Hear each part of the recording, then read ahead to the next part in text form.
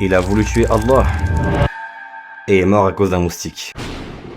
Plusieurs générations après le déluge de Nuh, alayhi salam, a régné un roi sur Babylone qui se nommait Namrud. Il avait une puissance si bas que personne d'autre n'avait. Et ce roi était bien évidemment injuste. Au point où il brûlait les croyants et où il avait fait renaître le culte des idoles, ainsi que le culte de sa propre personne, en disant aux gens qu'il est lui-même une divinité. Et un jour, un homme vint à lui. Un homme qui venait de passer 40 jours dans un feu ardent, le messager Ibrahim alayhi salam, qui l'avait appelé au monothéisme pur. Il est parti voir ce tyran en lui disant qu'il n'était pas Dieu, et que le vrai Seigneur est celui qui donne la vie et la mort. Et alors Namrud, pris d'orgueil, prit 2 prisonniers, et décida d'en exécuter un, et de laisser la vie à l'autre, en disant à Ibrahim que lui-même pouvait également donner la vie et la mort, chose qui était complètement hors sujet.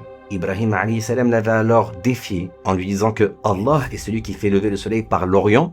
Nemrud n'avait qu'à le faire lever par l'Occident. Et suite à cet affront, Nemrud s'est tué. Il n'avait aucun argument, c'est beaucoup trop compliqué à accepter. Le fait qu'il y ait un autre seigneur que lui, malheureusement, il ne pouvait pas échapper à cette réalité. Il devait le reconnaître. Mais, s'il y a un autre Dieu, il suffit simplement de le tuer, pas vrai?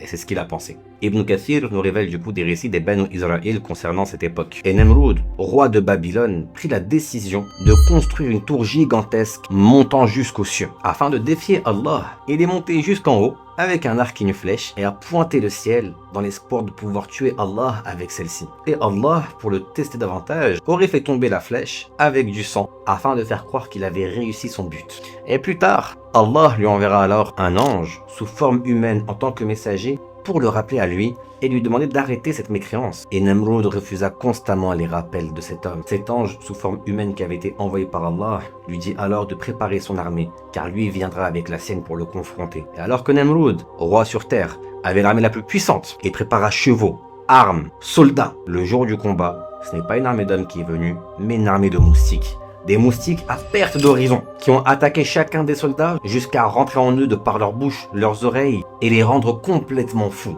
Ils avaient anéanti l'armée entière, et un seul d'entre eux était rentré dans la narine de Nemrud, afin de le torturer pendant des années, jusqu'à ce qu'il meure. Et c'est ainsi que Allah humilia le premier qui voulait faire croire qu'il était un dieu sur terre, Nemrud, le roi rebelle.